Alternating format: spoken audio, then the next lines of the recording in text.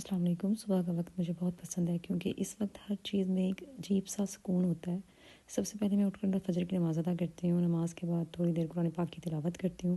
یقین کریں اس سے دن کی شروعات بہت پازیٹیو اور پیسفل ہو جاتی ہے، اور جو دل کو سکون ملتا ہے اور جو روح کو تازگی ملتی ہے اس کا تو کوئی جواب ہی نہیں ہے۔ قرآن پاک کی تلاوت انسان کو تر و تازہ کر دیتی ہے۔ اس کے بعد سب کا موسٹ فیوریٹ ناشتہ جو سب کو بہت زیادہ پسند ہے، انڈا پراٹھا، وہ میں بناتی ہوں اور میں کوشش کرتی ہوں کہ بچوں کو ہیلدی ناشتہ کرواؤں، اس لیے میں پراٹھے اور انڈے بناتی ہوں اور آملیٹ بھی سادہ ہی رکھتی ہوں۔ پراٹھوں کے اندر اگر دیسی گھی لگا دیا جائے درمیان میں، اور باہر بے شک آئل کے ساتھ پراٹھے بنا دیا جائے تو وہ بڑا کرسپی اور کرنچی پراٹھے بنتے ہیں، جیسے کہ میں اب بنا رہی ہوں تو آپ دیکھ رہی ہیں کہ کتنے کرنچی اور کرسپی پراٹھے ہیں۔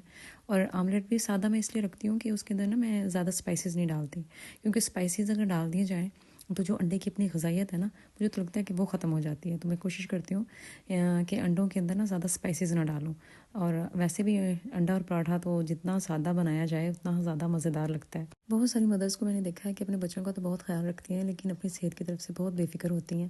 تو میں مدر کو یہی کہنا چاہوں گی، تمام مدرس کو، کہ وہ بالکل بھی اپنی صحت کی طرف سے بے فکر نہ ہوا کریں، بلکہ اپنی صحت کی فکر کیا کریں اور اپنے لیے بہترین ناشتہ کیا کریں، جیسے کہ میں اب کر رہی ہوں بہترین ناشتہ انڈا پراٹھا۔ اور آپ کو پتہ ہے کہ اگر بہترین ناشتہ صبح کا نہ کیا جائے تو پورا دن جو ہے سستی کے ساتھ گزرتا ہے۔ ہمیں پورے دن ایک نا انرجی چاہیے ہوتی ہے جو کہ ہمیں ناشتے سے ہی پرووائڈ ہوتی ہے، اور ناشتے کے بعد بہترین سی چائے میرا موسٹ فیوریٹ۔ اپنا ناشتہ میں نے کمپلیٹ کیا، اس کے بعد پھر میں نے اپنے بچوں کے لیے آملیٹ بنایا۔ اب میں اپنے بچوں کے لیے آملیٹ بنا کے ان کو میں سرو کر رہی ہوں، اور میرے بچوں کی خواہش ہوتی ہے کہ ماما اتنا بڑا آپ آملیٹ بنا کے دیں کہ وہ جو پورا توے کے اوپر آ جائے۔ کوشش تو میں یہ کرتی ہوں کہ پورے توے کے اوپر آ جائے، لیکن ظاہر سی بات ہے ایک انڈا بنا کے دینا ہوتا ہے ایک بچے کو، تو وہ نا پورے توے پہ آتا نہیں ہے۔ اور گارڈن کے یہ میرے امرود ہیں، آپ دیکھیں کہ کتنے خوبصورت ہیں، اور موسم کا جو پھل ہوتا ہے وہ تو ویسے ہی بہت زیادہ خوش ذائقہ ہوتا ہے، اللہ پاک نے اس میں بہت ذائقہ رکھا ہوتا ہے۔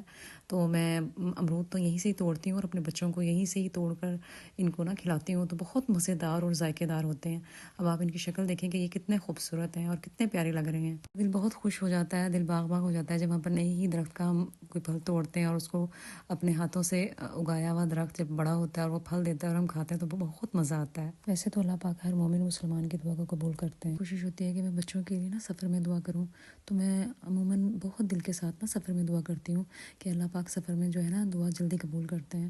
اور میری خواہش ہوتی ہے کہ میں اپنے بچوں کے لیے دعا کروں، تو میں اپنے بچوں کے لیے یہ دعا کرتی ہوں کہ یا اللہ میری اولاد کو صحت و تندرستی والی زندگی عطا فرما، میری اولاد کو زندگی کے ہر میدان میں کامیابی عطا فرما، یا اللہ میری اولاد کے نصیب میں خوشیاں اور آسانیاں عطا فرما، یا اللہ میری اولاد کو میرے حق میں سرخرو کرنے والی نعمت اور رحمت بنا دے، آمین ثم آمین۔ اللہ پاک تمام مومنوں کے لیے، تمام مومنوں کے بچوں کے لیے یہ دعائیں قبول و منظور فرمائے، کیونکہ سب سے بہترین جو نعمت ہے اس دنیا میں وہ اللہ تعالیٰ کی طرف سے وہ ہماری اولاد ہی ہے۔ اللہ تعالیٰ ہماری اولاد کو ہمارے لیے صدقہ جاریہ بنا دے۔ آج ہم آئے دیوان ریسٹورنٹ، کیونکہ آج سیٹرڈے تھا تو بچوں نے کہا کہ ماما آج باہر کھانا کھانا ہے، تو میں نے کہا چلیں ویکینڈ میں ایک دفعہ تو بچوں کو باہر کا کھانا کھلانا چاہیے۔ ویسے تو میں باہر کے کھانے کے حق میں نہیں ہوں، کیونکہ مجھے زیادہ اچھا لگتا ہے کہ میں گھر میں ہی بچوں کو اپنے ہاتھوں سے محبت اور پیار کے ساتھ کھانا بنا کر دوں۔ بہرحال یہ ریسٹورنٹ بہت اچھا تھا، بجٹ فرینڈلی تھا، اور مجھے یہاں کی جو ان کے کھانے کی لسٹ تھی وہ بھی بہت اچھی لگی۔ سب سے اچھی بات یہ کہ یہاں فری ہوم ڈلیوری کی بھی سہولت جو ہے وہ اویلیبل تھی۔